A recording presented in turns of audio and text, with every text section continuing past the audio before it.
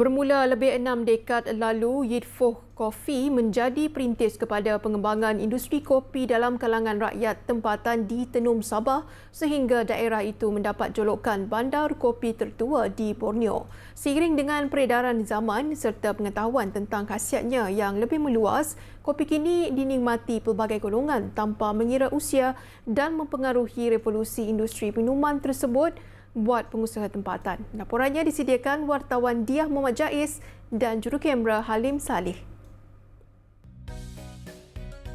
Terletak hampir 150 km dari Kota Kinabalu, Tenom merupakan sebuah daerah pedalaman di Sabah dengan populasi hampir 70,000 penduduk.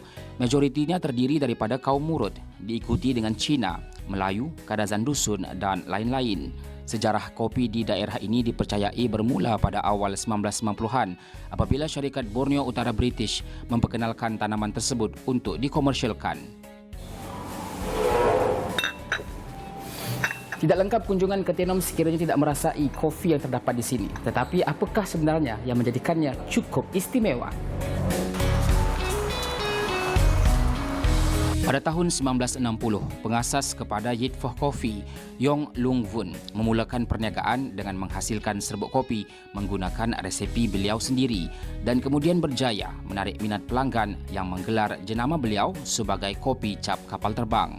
Kini berusia 65 tahun, perniagaan tersebut diwarisi oleh anak bongsunya, Alex Yong, yang memaklumkan bahawa meskipun telah merevolusikan jenama Yit Foh Coffee, syarikat itu tetap mengekalkan resepi asal seterusnya menjadi keistimewaan produk mereka.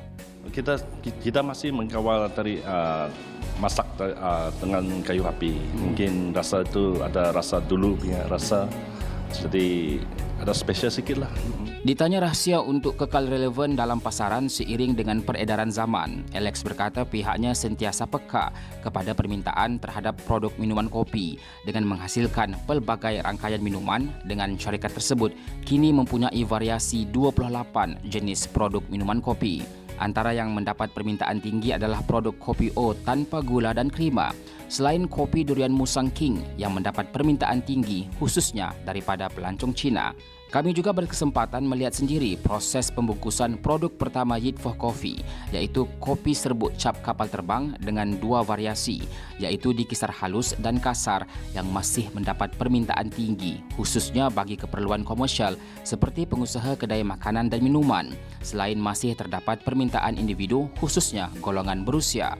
Bagi memastikan industri ini kekal relevan di Tenom, Alex berkata pihak kerajaan juga telah menyediakan pelbagai bantuan antaranya dari segi keperluan teknologi melibatkan mesin dan bantuan kewangan melalui skim-skim bantuan yang pelbagai. Inisiatif tersebut membantu memastikan perniagaan yang diwarisi ini mampu bertahan selain menjadi penyuntik semangat kepada pengusaha lain untuk bersama-sama mengembangkan pasaran produk mereka. Beliau juga berharap agar bantuan dan inisiatif daripada kerajaan negeri dan persekutuan ini dapat diteruskan agar industri kopi di Tenom terus berkembang dan dilestarikan. Yit Foh Coffee ini telah mengembangkan pasaran produknya hingga ke semenanjung Malaysia serta ke negara jiran seperti Brunei, selain turut membuka cabang baru perniagaan seperti Yit Foh Kopitiam yang bermula tahun ini, selain menyediakan kemudahan penginapan kepada pengunjung yang datang ke lokasi ini dan mahu merasai pengalaman yang lebih mendalam berkenaan kopi di Tenom. Kalau di Chinese kita ada satu perkataan lah kan, kalau kau buat satu startingan senang, tapi kamu urus yang belakangnya itu susah. Itulah saya menghadapi banyak cabaran. Ya memang happy lah. Sekarang ada pelanggan banyak yang boleh menerima kami punya produk. Dia orang beli sebagai kenangan dari Sabah punya kenangan. Itu pun saya orang punya happy lah. Kita cipta punya kopi.